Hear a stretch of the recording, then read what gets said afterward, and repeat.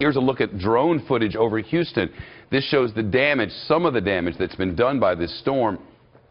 Really amazing. We got this with permission to show you, and it just goes, the flooding in one level or another goes on for more than 300 miles. Even as the rain lets up there, forecasters are warning that life-threatening flooding should persist for days to come. Our Rick Leventhal is live in Vinton, Louisiana, about 30 miles north of where Tropical Storm Harvey made that third landfall early this morning. Rick, how are things? Shep, we're on I-10, just on the east side of the Texas border. This is obviously a major east-west interstate, cuts from Florida all the way to California, and the main east-west interstate across the state of Louisiana and into Texas. And this is where the Cajun Navy this is the road the Cajun Navy is using to get into Texas from Louisiana, and where first responders and members of the police departments and other rescue operations are using the highway to get in.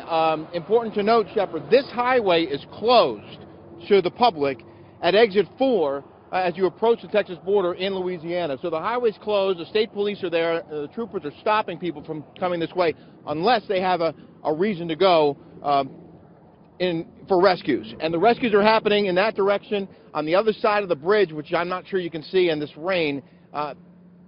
About a mile down that road, that's where the Louisiana-Texas border is, and that's where all these folks are headed to effect rescues. Just a short time ago, minutes ago, there were at least 40 officers from the Florida Fish and Wildlife Agency who came up from all across the state of Florida to stage here in this truck weigh station along the side of I-10. They were here for maybe 20, 30 minutes waiting for orders, and then they moved out in a couple of separate convoys across the highway, headed westbound into Texas. A couple of the guys told us they weren't sure where they were headed, but they knew there was a need for them and their flat-bottom boats and their airboats to go in and pull people out of homes.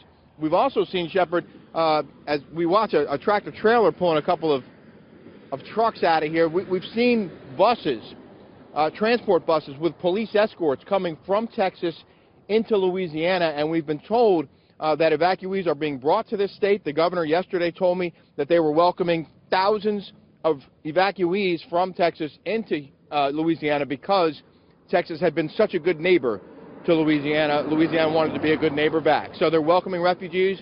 There's a possibility that they will be airlifting rescued people, possibly to this weigh station, possibly to another landing zone not far from our location.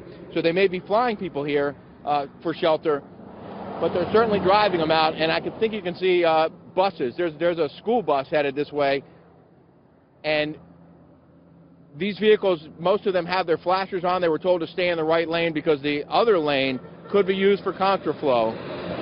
Those Calcasieu Parish school buses headed into Texas, Shepard, presumably to pick up evacuees and drive them back into Louisiana. Shep. Wow, an incredible effort out there. Rick Leventhal on a rainy day on Interstate 10, just right along the Louisiana-Tennessee border in Vinton, Louisiana.